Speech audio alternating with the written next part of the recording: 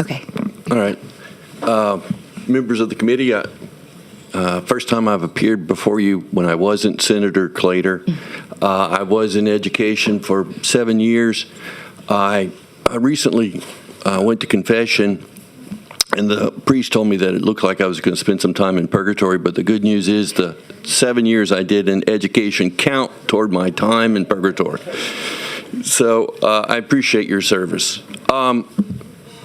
In 2015, I became friends, actually in 2019, with Ashley and other members of the DD community, and folks had educated me on all the issues as it relates to children with disabilities. And I was totally ignorant of the facts and the things and the obstacles that they had to overcome.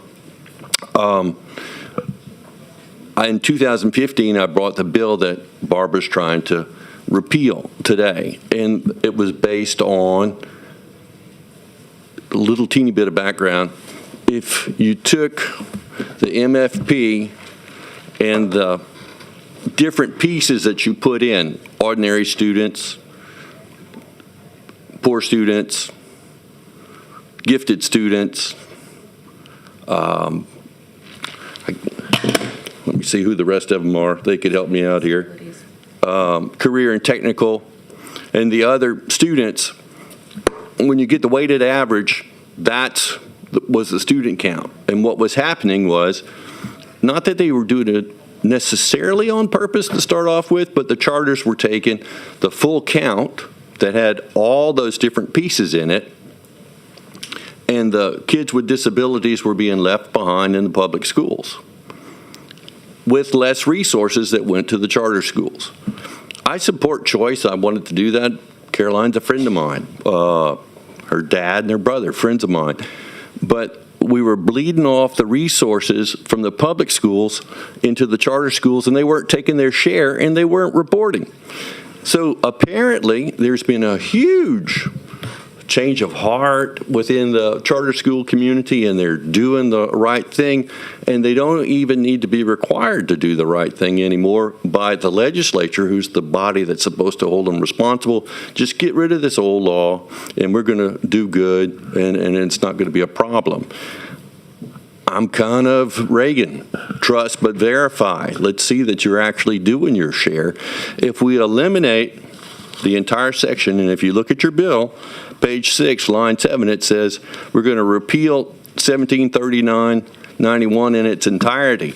Not going to be any more reporting. You're not going to have the report from the Department of Education on about how many kids are in there. Representative Carlson, you asked about a school in your district. If you ask me a question, I'll answer it for you.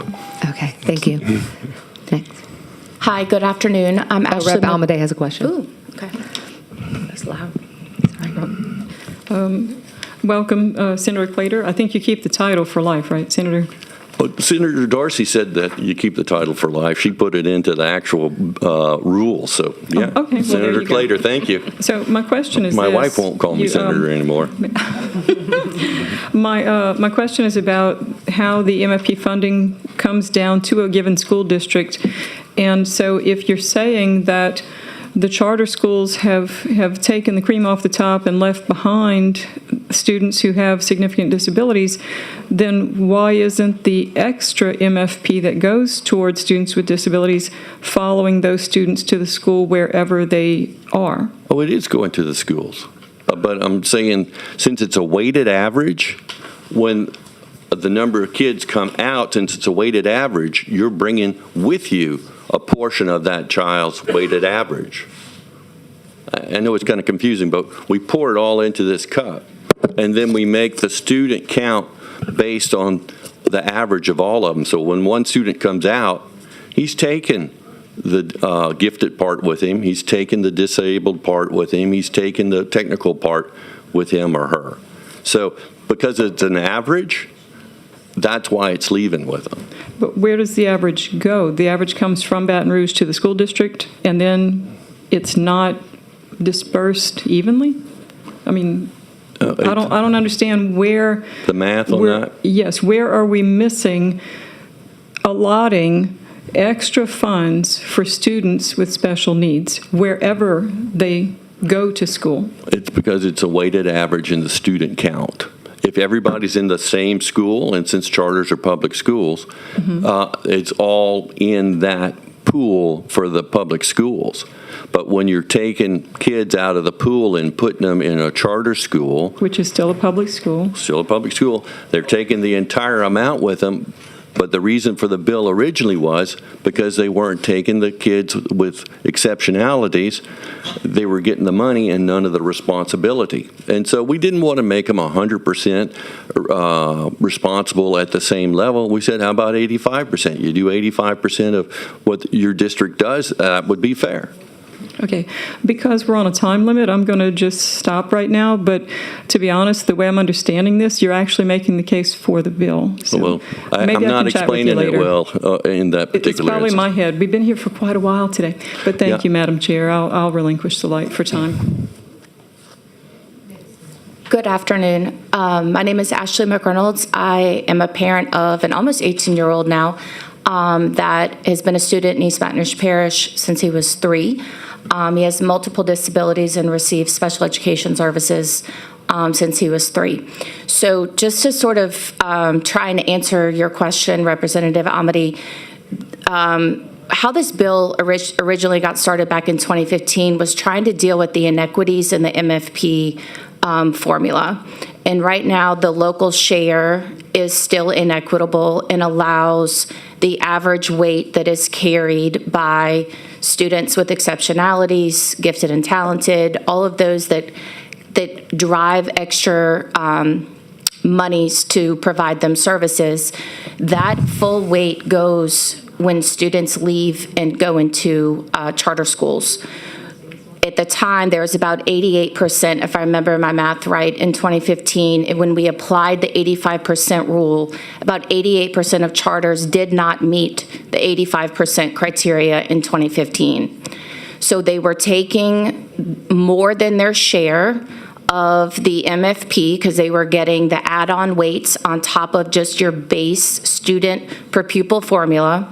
But they were not accepting students with exceptionalities, and specifically those with significant cognitive disabilities. Now, those numbers have shifted. I know that the numbers in 2022 had all of the compliance rate around students with disabilities in the 85% rule was 66% of charter schools were meeting the 85% criteria. So this law has been successful. It has worked. As a parent, I very openly disclose to schools my child has a disability. If I'm having issues in a public school and I want to go to a charter school, I'm going to put all of that on the table and say, this is the issues I was having in the traditional public school. What can you do different? How does your related services look? How does it work? What can you offer me that cannot be offered to me in the traditional public school? All the parents that I talk to and work with, they're the same way. They're not going to hide that their child has a disability, especially if they're coming out of a difficult situation in a traditional public school.